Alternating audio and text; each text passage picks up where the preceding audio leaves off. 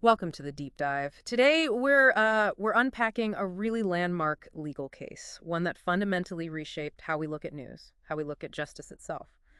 The Menendez brothers. Yeah, it was a story that it shook American society back in the late 80s, early 90s. And our source material for this deep dive is a bachelor's thesis by Nagi Cosma Aletta. It's titled Unfortunate Victims or Brutal Killers, The Role of Media and Marketing. Mm. And it really digs into how marketing strategies were used to kind of twist public perception, even influence the trial outcomes, using emotional appeals, storytelling, visual stuff. Exactly. And what's so insightful, I think, about this thesis is its argument that, the Menendez case wasn't just some sensational crime story. It presents it as this profound study of how communication, how these strategies can actually shape society's norms, maybe even sway legal judgments. Which, of course, brings up some pretty big ethical questions. We're aiming to really explore everything the thesis covers, right? So that's our mission today. Explore how this one case became such a powerful example of media influence and reveal these mechanisms that are absolutely still around today. You see them in news reporting, how we interpret big social events. Okay, let's dig in. So let's set the scene first. It all starts back on August 20th, 1989. Jose and Kitty Menendez, they were a wealthy couple, very successful, brutally murdered in their own home in Beverly Hills. And that location is key, isn't it? Beverly Hills, I mean, then and now, it's this global symbol of, wealth, luxury, safety, or perceived safety anyway. Exactly. So the fact that this horrific crime happens there in their living room while they're just watching TV, eating ice cream, I mean, the media just latched onto it immediately. Well, yeah, the initial shock factor was just immense. And you have to think about the image they projected. It's like the perfect American dream, right? Yeah. The father, Jose, a Cuban immigrant who becomes this big executive at RCA Records. The mother, Kitty, a former beauty queen. And the sons, Lyle and Eric, talented tennis players. Exactly. So from the outside looking in, they seemed healthy, happy, prosperous. And that carefully built public image just made the sheer brutality shotguns multiple times even more jarring. Yeah. It just intensified the public's fascination, you could say. Okay, so here's where it gets really interesting, and the narrative starts to shift. The investigation, it didn't immediately point to anyone specific, but eventually the focus turns to the parents' own sons, Lyle and Eric. They're identified as the killers. Mm-hmm. And their initial denials, their conflicting stories, it slowly started to expose these really deep family conflicts. Right. And the media, of course. Oh, yeah, they devoured every single new detail, just constantly fueling public interest. And that really brings us to the crucial question, which the thesis highlights. Yeah. What was the real motive here? Because, yes, the brothers did go on this huge spending spree after the murders, which pointed towards, financial gain. A pretty clear motive, you'd think. You would. But then the defense introduced this absolutely shocking counter-narrative. They claimed years of continuous abuse by both parents. Sexual abuse, emotional abuse. And lasting right up until the day before the murders, they claimed. Exactly. And that defense strategy fundamentally shifted the whole case, didn't it? Completely. It went from being seen as this straightforward, albeit brutal, murder investigation to this incredibly complex family tragedy. It raised all these unprecedented questions about domestic abuse, especially involving male victims, which wasn't talked about much then, and whether that kind of trauma could maybe somehow justify such extreme violence.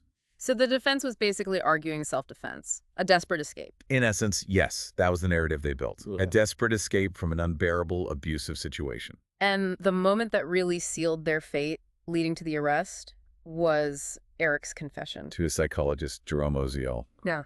And that's when the real media spectacle, the real circus, truly began. So let's talk about the stars of this tragic drama. Lyle and Eric Menendez, they become these central figures, and their public image was just constantly being reshaped by the media. One minute, they're these cold-blooded killers. The next, they're sympathetic victims. And a huge reason for that whiplash, as the thesis points out, was the trial itself. Starting in 1993, it was the first major criminal trial broadcast live on TV in the U.S. Court TV, right. Court TV, exactly. And that live broadcast just opened the floodgates for, well, real-time manipulation of public perception. Okay, so how did that work? The thesis talks about the defense lawyer, Leslie Abramson. Yeah, Abramson. The thesis argues she skillfully, almost like trained the audience's emotions. Her whole strategy wasn't just about facts. It was about painting them as victims. Victims of this terrible childhood, not killers. Precisely. She hammered home every type of abuse, verbal, nonverbal. And she strategically highlighted the brothers' emotional moments in court. Like Eric's crying. Eric's very tearful confessions, yes. And Lyle's outbursts, these seemingly spontaneous, hysterical moments.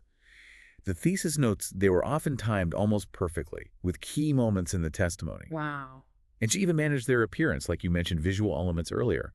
The thesis mentions specific tactics, like having Eric wear a pink sweater or glasses he didn't actually need. To make them look more vulnerable, softer. Exactly, to cultivate that specific image for the cameras, to counter the brutality of the crime. Okay, so that's the defense playbook. What about the prosecution? How did David Kahn and Pamela Bozanich push back?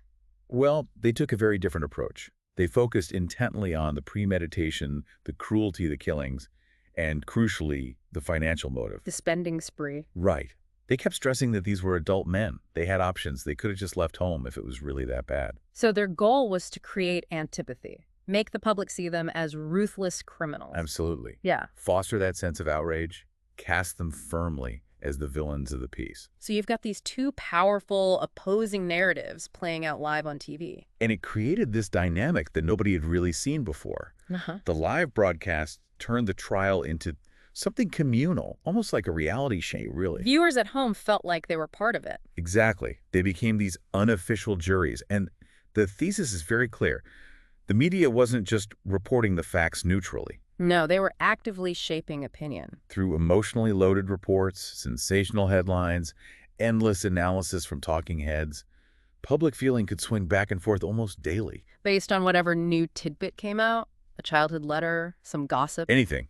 Anything that fit the narrative being pushed. It's incredible. This interaction, media, audience, the trial itself, turning the courtroom into this living room drama. Which, as the thesis points out, is basically a marketing professional's dream, right? That level of active consumer engagement with your product. Yeah, it's a chilling way to put it. And the source material really hammers home this core idea. Media and marketing, when they work together, they have this unbelievable power to rewrite reality. Mm-hmm. What we see on TV, especially back then maybe, it gets this instant legitimacy. Like, if it's on TV, it must be true. Right. And that allows for the easy creation of stereotypes. It fuels social debates. It can even nudge people towards making concrete decisions or judgments. So how did the media use these, well, manipulative tools, as the thesis suggests? Well, the thesis explains the goal wasn't just simple promotion, like selling soap. It was about fundamentally influencing how people thought, how they behaved, and ultimately how they judged the brothers. And the Menendez case is presented as this prime example of using marketing communication tools, storytelling, visuals, PR, to actively shape those emotional and moral reactions, almost on demand. It really was like two competing brands, wasn't it? Fighting for the same audience's belief. Absolutely. Abramson's brand was empathy, the traumatized child narrative. The prosecution's brand was discussed focusing on cruelty and greed. And both sides just relentlessly trying to keep the public's attention, ramp up that emotional investment. And one fascinating thing the thesis points out is how relatable the case became, but in so many different ways. How so? Well, it connected with different groups for different reasons. Mothers, survivors of abuse, parents worried about their own kids, people in the LGBTQ plus community because of the alleged nature of some abuse, the wealthy elite, people who resented the elite, victims' rights groups, legal professionals. So everyone found some angle to connect with. Pretty much. Everyone could find some point of connection, which made them feel personally involved. It wasn't just a court case. It was this huge national conversation about family, violence, secrets, wealth, societal norms. And storytelling was absolutely central to that, wasn't it? Huge. The defense, particularly, built this incredibly detailed narrative. Every harrowing detail of the alleged abuse was emphasized. Like the story Lyle told about putting cinnamon in his food. Exactly.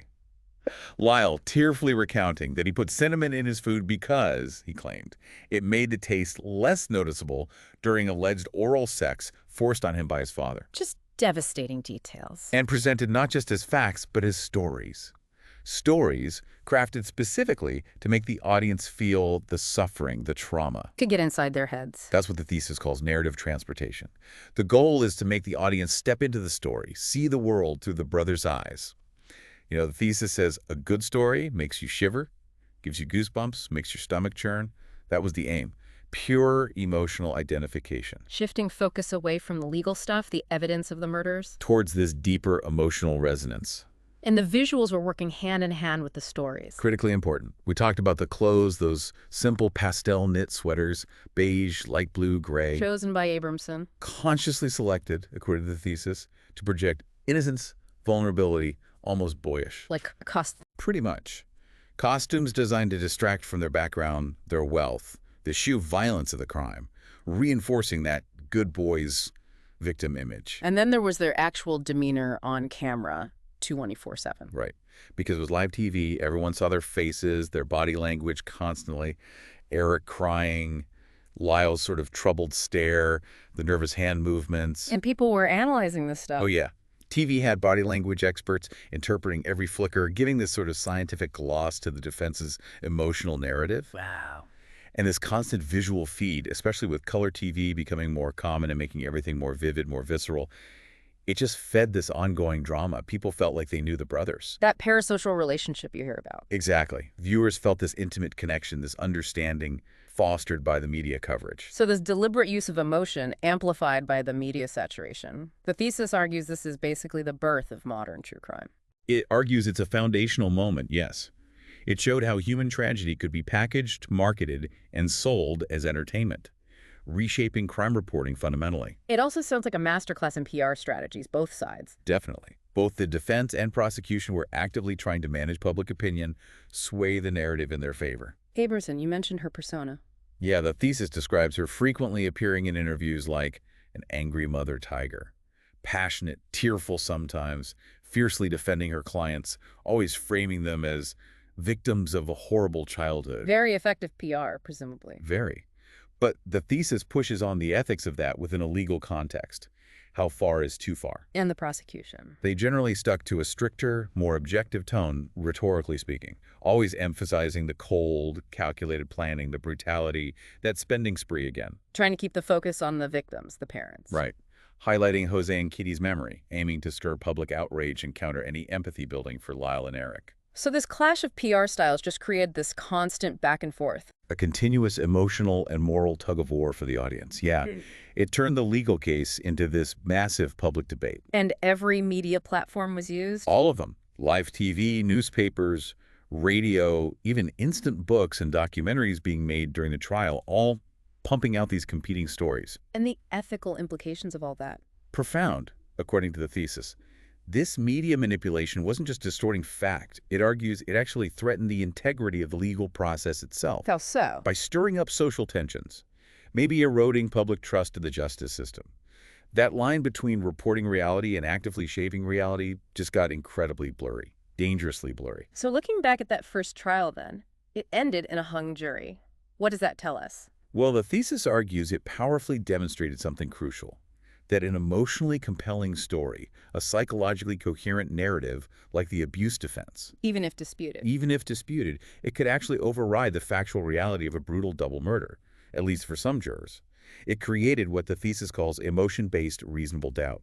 Doubt based on empathy, not necessarily a lack of evidence. Exactly. Rooted in feeling, not just facts. And the media's role in enabling that. The thesis portrays the media as an active participant, almost a dramaturg, Yeah. creating this reality show spectacle, and it was hugely profitable. It set a new business model for cable TV, didn't it? Absolutely. Turning real human tragedy into marketable content. You can draw a direct line from this to later high-profile cases. Like O.J. Simpson. OJ, definitely. Where race and police brutality became the powerful emotional core. Or think about the Casey Anthony trial. Tough mom. Right. That relentless character assassination, using that label to shape public opinion against her from the start. The Menendez case, the thesis argues, provided the blueprint. The blueprint for this modern, character-driven, psychological, true crime genre that's everywhere now. Podcasts, Netflix. That's the argument. It marked this major turning point in commodifying human suffering for entertainment. So given all that, what are the takeaways? What does the thesis suggest we learn from this for the future? It offers some really critical recommendations, actually, aimed at different groups. Okay. Like who? Well, for media and PR professionals, it calls for ongoing ethical reflection, thinking about trauma-informed journalism, using language carefully, avoiding sensationalism. And for the media companies themselves. Things like internal ethical firewalls, maybe independent ombudsmen, and crucially, business models that reward good, balanced ethical reporting, not just chasing clicks and ratings. Makes sense. What about the legal system? Suggestions there include updating rules around cameras in the courtroom, perhaps stronger protections for juries from media influence, maybe even using neutral press liaisons to manage information flow. And finally, for us, the audience. The big one, critical media literacy. We all need to get better at spotting these manipulative techniques and practicing responsible digital citizenship, especially how we talk about sensitive legal cases online.